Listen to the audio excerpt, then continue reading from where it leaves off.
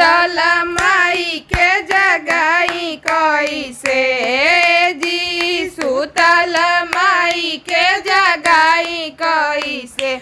बिना कैले दर्शनवा घरे जाई कैसे, बिना कैले दर्शनवा घरे जाई कैसे। टीका वाले आईनी माई के बतिया लगाई के हो, टीका वाले आईनी माई के पतिया लगाई के हो, सुतल माई के पहिराई कैसे जी, सुतल माई के पहिराई कैसे, बिना कैले दर्शनवा घरे जाइब कैसे, बिना कैले दर्शनवा घरे जाइब कैसे, सुतल माई के जगाइब कैसे जी, सुतल माई के जगाइब कैसे,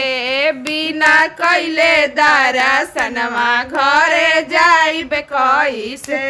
बिना कैले दर्शनवा घरे जाइब कैसे। पायल ले अइले माई के बिछिया लगाई के हो, पायल ले अइनी माई के बिछिया लगाई के,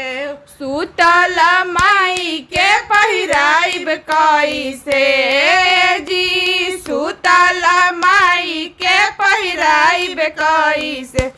बिना कैले दर्शनवा घरे जाइब कैसे, बिना कैले दर्शनवा घरे जाइब कैसे। चूड़िया ले आइले माई के बौटी लगाई के हो, चूड़िया ले आइनी माई के बौटी लगाई के, सुतल माई के पहिराइब कैसे जी, सुतल माई के पहिराइब कैसे, बिना कैले दर्शनवा घरे जाइब कैसे, बिना कैले दर्शनवा घरे जाइब कैसे। लहंगा ले अइले माई के चुनावा लगाई के हो,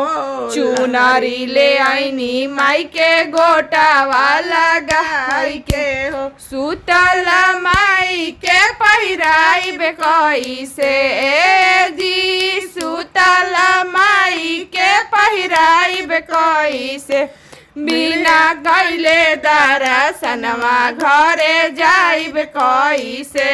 बिना कैले दर्शनवा घरे जाइब कैसे।